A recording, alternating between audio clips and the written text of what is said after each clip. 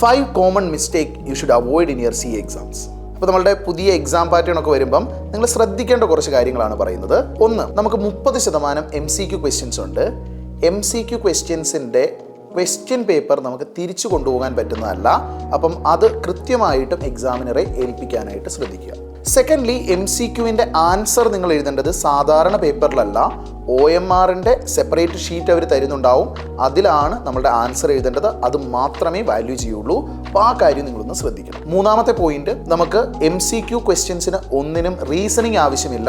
ഇൻസ്റ്റിറ്റ്യൂട്ടിൻ്റെ ഒബ്ജക്റ്റീവിന് തന്നിരിക്കുന്ന ആൻസർ ബുക്ക്ലെറ്റിൽ അത് പ്രോപ്പറായിട്ട് നിങ്ങൾ അറ്റൻഡ് ചെയ്യുക മാത്രമാണ് വേണ്ടത്. റീസണിങ് ഇൻസ്റ്റിറ്റ്യൂട്ട് ആൻസറിൻ്റെ കൂടെ എഴുതാൻ പറഞ്ഞിട്ടില്ല. നാലാമതായിട്ടുള്ള ഒരു കോമൺ മിസ്റ്റേക്കാണ്, നമുക്ക് MCQ ആദ്യം കിട്ടുമ്പം MCQ വെച്ചിട്ട് നമ്മൾ ആൻസർ ചെയ്ത് തുടങ്ങും. അങ്ങനെ ചെയ്യണമെന്ന് യാതൊരു നിർബന്ധവുമില്ല. നിങ്ങൾക്ക് ഡിസ്ക്രിപ്റ്റീവേൽ സ്റ്റാർട്ട് ചെയ്യാം.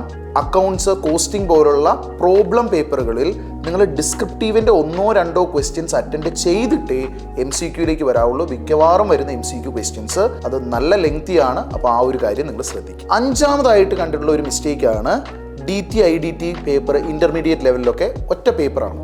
അതിൻ്റെ ഡിസ്ക്രിപ്റ്റീവ് ആൻസേഴ്സ് എഴുതാൻ 2 ആൻസർ ബുക്ക്ലെറ്റ് ഉണ്ട്. അപ്പം അതിനായിട്ട് അലോക്കേറ്റ് ചെയ്ത പ്രോപ്പർ ആൻസർ ബുക്ക്ലെറ്റിൽ തന്നെ ആ ആൻസർ നിങ്ങൾ എഴുതാനും ശ്രമിക്കുക. അപ്പം ഈ മിസ്റ്റേക്സ് ഒന്നും നിങ്ങൾ നിങ്ങളുടെ എക്സാംസിൽ വരുത്താതിരിക്കാൻ ശ്രമിക്കുക. നന്നായിട്ട് പ്രിപ്പയർ ചെയ്യുക. All the very best for your exams.